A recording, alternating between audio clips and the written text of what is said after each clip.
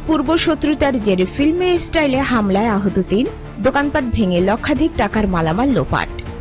Staff রিপোর্টারের তথ্য video চিত্রে বিস্তারিত। কুমিল্লার হোমনায় পূর্ব শত্রুতার জেরে ফিল্মি কায়দায় প্রতিপক্ষের হামলায় একই পরিবারের ৩ ব্যক্তি গুরুতর আহত এবং দোকানপাট ভেঙে লক্ষাধিক টাকার ক্ষতি সাধন করা হয়েছে বলে অভিযোগ করেছেন ভুক্তভোগী। ঘটনাটি ঘটে উপজেলার আসাদপুর ইউনিয়নের ঘনিয়ারচর গ্রামের উত্তরপাড়ায়। পূর্ব শত্রুতার জের ধরে মহিউদ্দিন নামের এক রাজমিস্ত্রি পরিবারের উপর হামলা, ঘর লুটপাট এবং দোকানপাট ভাঙচুর করে লক্ষাধিক টাকার ক্ষতি সাধন করেন। হামলায় আহতরা হলেন রাজমিস্ত্রি মহিউদ্দিন ও তার ছোট ভাই মাইনুদ্দিন এবং তাদের বাবা খান সাহেব। এ বিষয়ে আহত মহিউদ্দিন বাদী হয়ে থানায় একটি অভিযোগ দায়ের করেন। জানা গেছে, মহিউদ্দিন ও তার পরিবারের লোকজনের সাথে একই গ্রামের প্রতিবেশী মৃত শের আলী মিয়ার ছেলে শুভ মিয়া, মৃত মালিক মিয়ার ছেলে ইউসুফ, সামির আলীর ছেলে মোমেন মিয়া, মৃত কাদির মিয়ার ছেলে মোহাম্মদ রাসেল মিয়া, মোমেন মিয়ার ছেলে সোহান, সেলিম মিয়া, মৃত শুকুর আলীর ছেলে সিরাজ মিয়া গংদের দীর্ঘদিন ধরে গ্রাম্য আধিপত্য বিস্তার ও নানান বিষয় নিয়ে শত্রুতা ও বিরোধ চলে আসছিল।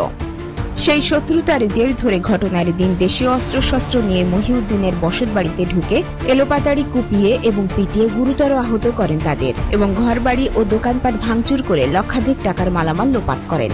এলাকাবাসী ও অভিযোগ সূত্রে জানা যায়, 2 দফায় হামলাকারীদের আক্রমণের শিকার হন ভুক্তভোগী মহিউদ্দিন এবং তার পরিবার।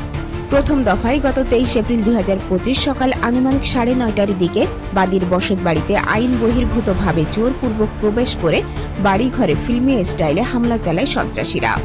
বাড়িতে থাকা লোকজনের উপর দেশীয় অস্ত্র, ধারালো দা, লাঠি, লোহার রড, হকি স্টিক ইত্যাদি দিয়ে আক্রমণ চালায় এবং পিটিয়ে ও কুপিয়ে আহত, ব্যাপক ভাঙচুর এবং দোকানপাট লুটপাট করে লক্ষাধিক টাকার ক্ষতি সাধন করেন। এ হামলায় মহিউদ্দিন ও তার বাবা খান সাহেব এবং ছোট ভাই মাইনুদ্দিন মারাত্মক রক্তাক্ত জখম ও গুরুতর আহত হন। এ সময় হামলাকারীরা দোকানঘর ভাঙচুর এবং লুটপাট করে 80,000 টাকা, আহত মাইনুদ্দিনের পকেটে থাকা 7,000 টাকা ও বাদী মহিউদ্দিনের সাথে থাকা নগদ 5,000 টাকা নিয়ে যায় এবং বাড়িঘরের বিভিন্ন ক্ষতি সহ লক্ষাধিক টাকার ক্ষতি সাধনের অভিযোগ করা হয়। তাদের শরীর চিৎকারে আশেপাশের বাড়ির প্রতিবেশীরা এগিয়ে আসলে এ বিষয়ে কোথাও কোনো অভিযোগ করলে প্রাণে মেরে ফেলার হুমকি দিয়ে হামলাকারী সন্ত্রাসীরা চলে যায়। এ সময় শরীর চিৎকার শুনে স্থানীয় ও বাড়ির লোকজন এগিয়ে এসে হামলাকারীদের হাত থেকে মহিউদ্দিনকে গুরুতর আহত অবস্থায় উদ্ধার করেন। হামলাকারীরা যাবার সময় তাকে আবার পেলে প্রাণে মেরে ফেলার হুমকি দিয়ে যায়। পরে স্থানীয়রা উদ্ধার করে তাকে দ্রুত উপজেলা স্বাস্থ্য কমপ্লেক্সে নিয়ে যায়। হামলাকারীদের বিরুদ্ধে মহিউদ্দিন বাদী হয়ে থানায় একটি অভিযোগ দায়ের করেন।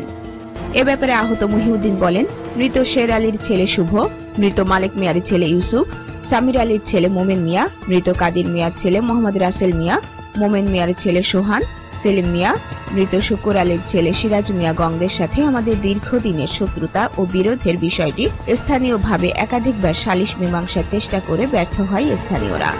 অভিযুক্ত ব্যক্তিরা স্থানীয় সালিশ মীমাংসা তোয়াক্কা না করে আমার এবং আমার পরিবারের উপর হামলা করে। জোরপূর্বক বাড়িতে ঢুকে বসতঘরের সামনে উঠানে বেআইনি জনতা বন্ধে দেশীয় অস্ত্র, ধারালো দা, লোহার রড, লাঠিসোঁটা ইত্যাদি নিয়ে আমার পরিবারের সদস্যদের উপর এলোপাতাড়ি মারধর শুরু করে।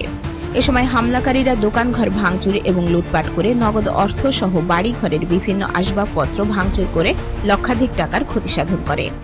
শুধু তাই নয়, এই হামলার রেশ কাটতে না কাটতেই দ্বিতীয় দফায় আমি রাজমিস্ত্রির কাজ শেষে বাড়ি ফেরার পথে রাস্তায় আমাকে একা পেয়ে আবার হামলা করে। আমি প্রাণ ভয়ে দৌড়ে রাস্তার পার্শ্ববর্তী সালাম ভুইয়ার বাড়িতে ঢুকে পড়লে তারা আমার পিছু নিয়ে সেখানে ঢুকে তাদের হাতের লাঠি সোঁটা দিয়ে এলোপাথাড়ি পিটিয়ে আমাকে গুরুতর আহত করে এবং বাম ও ডান পায়ের হাড় ভেঙে ফেলে। আমি এখন মৃত্যুর চেয়েও ভয়ঙ্কর যন্ত্রণায় ভুগছি। আইন প্রশাসনের নিকট সঠিক তদন্তের মাধ্যমে সন্ত্রাসীদের বিচার ও দৃষ্টান্তমূলক শাস্তির দাবি জানাচ্ছি। আহত মাইনুদ্দিন জানান, গ্রাম্য আধিপত্য এবং দলীয় বিষয় নিয়ে আমাদের উপর এই হামলার ঘটনা ঘটে। 5ই আগস্টে স্বৈরাচারী হাসিনা সরকার পালালেও তার দোসররা এখনো শক্তিশালী। আমরা বিএনপির লোক গত 17 বছর ধরে গ্রামের আওয়ামী দোসরদের দ্বারা বহু হামলা মামলায় জর্জরিত। তারা এখনো চাচ্ছে সেই প্রভাব খাটাতে। তাদের বিরুদ্ধে কোনো প্রতিবাদ করলে আমাদের উপর চলে নির্যাতন, হতে হয় মারধর ও হামলার শিকার।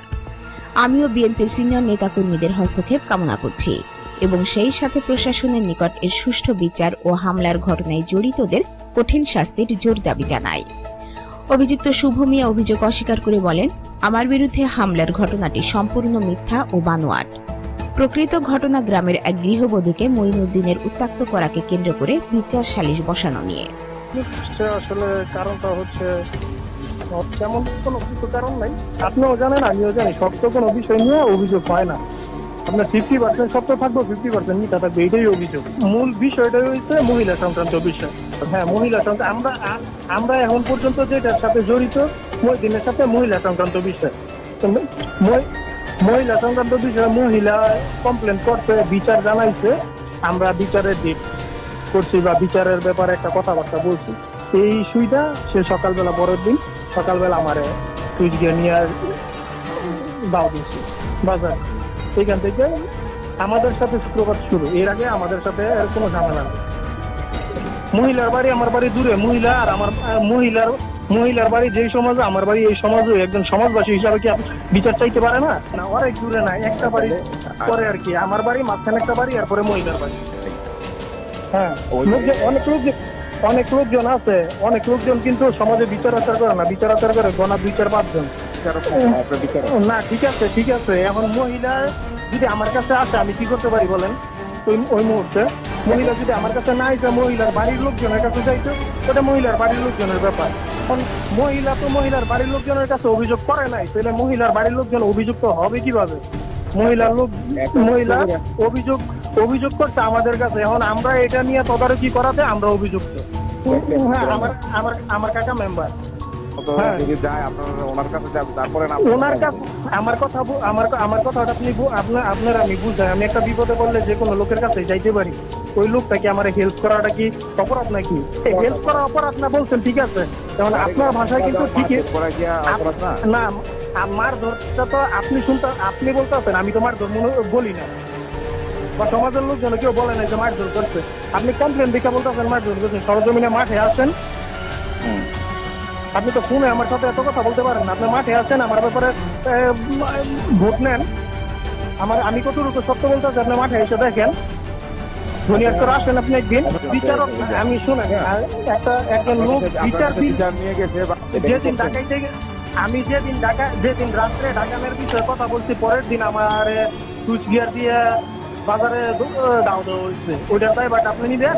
23 সালে হোক আর 3000 সাল হোক, আপনি আমার কথাটা বুঝবেন।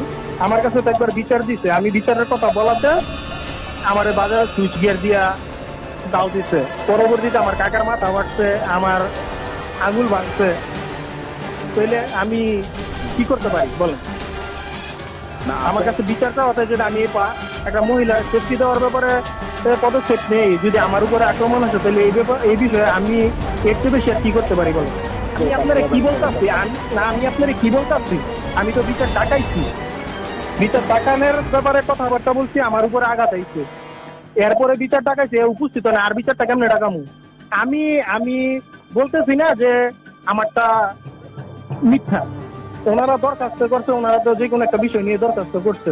ওনারা তদন্ত সাপেক্ষে যদি আমি মিথ্যা হই মিথ্যা, আর আমি সত্য হই সত্য। হ্যাঁ, মূল ঘটনা মেয়ে নিয়ে আমি এখনো বলবো, 1000 বার জিজ্ঞেস করলে আমি 1000 বারই বলতে রাজি আছি আপনার সাথে। গ্রামের প্রবীণ ব্যক্তি ও সাবেক ইউপি সদস্য এবং প্রত্যক্ষদর্শী আমির হোসেন এর কাছে এই বিষয়ে জানতে চাইলে তিনি ঘটনা সত্য নিশ্চিত করে বলেন, হামলার ঘটনাটি সম্পূর্ণ সত্য এবং গৃহবধূকে মহিউদ্দিনের উত্ত্যক্ত করা বা বিচার সালিশ বসানো নিয়ে এমন কোনো ঘটনা আমার জানা নেই। অভিযুক্ত ব্যক্তিরা নিজেদের বাঁচানোর জন্য প্রকৃত ঘটনা আড়াল করে মিথ্যা অপবাদ রটাচ্ছেন। যত স্যার, এটা আপনারা সবাই সকলেই গ্রামের জানে। তাদের এই ঘটনাটা মনে করেন একে 3বার হয়েছে ঘটনা। এরপরে আপনার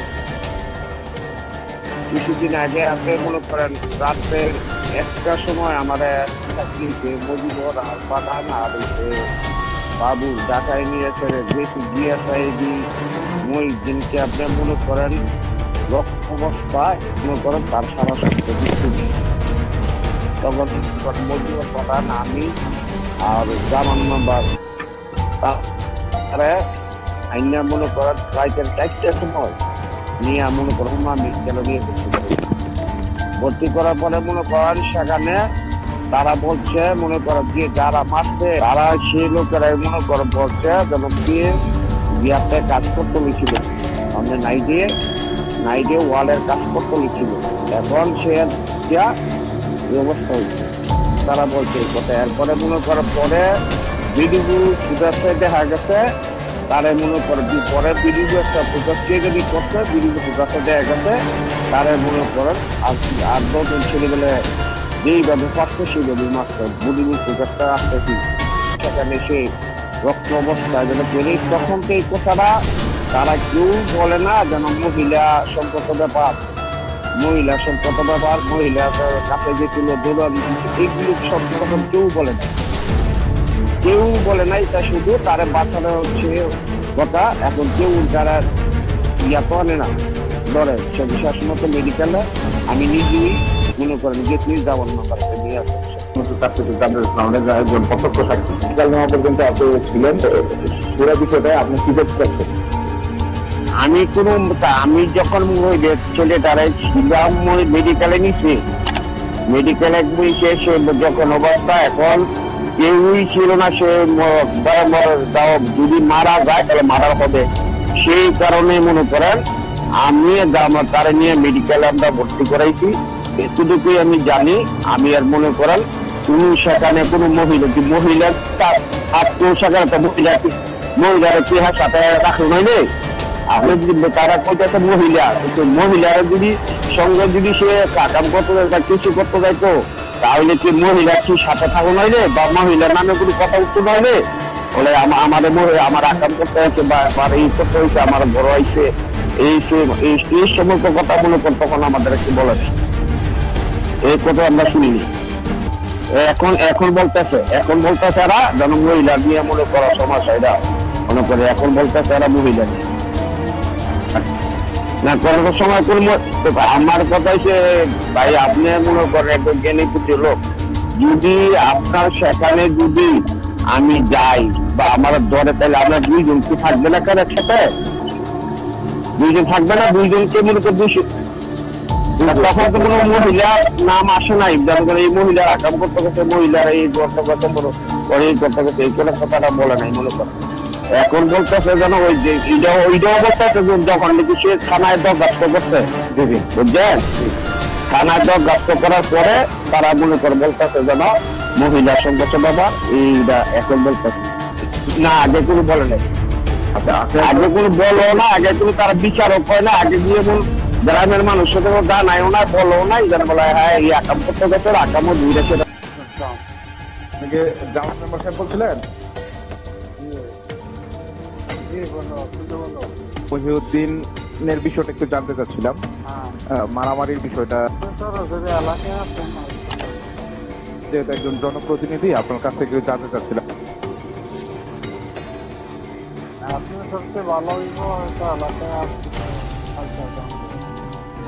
আমি আপনার বক্তব্য জানতে চাচ্ছিলাম, আপনার জনপ্রতিনিধি হিসাবে। আমাদের কাছে তথ্য আছে আপনি ওই ছেলেকে উদ্ধার করে হসপিটালে সহ নিয়ে ভর্তি করে দিয়ে আসছেন। তো একজন সচেতন লোক, গ্রামের একজন জনপ্রতিনিধি, এই বিষয়ে আপনার তো একটা নিজস্ব বক্তব্য আছে। হয়তো আমাদের এলাকায় একটা মহিলার সাথে তার সম্পর্ক আছে।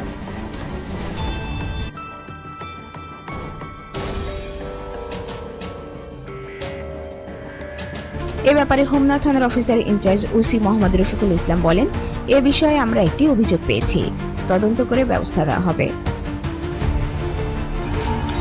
এরকম একটা অভিযোগ হয়েছে মহিউদ্দিন না? জি, মহিউদ্দিন।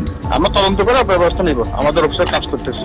কে রয়েছে না, এটা আমরা তদন্ত করে আমরা as soon as possible আমরা এটার ব্যবস্থা নিব। বক্তব্য জানিয়েছে করলে আমি আমার আইও আছে তার সাথে কথা বলে আমি ব্যবস্থা নিব। আচ্ছা।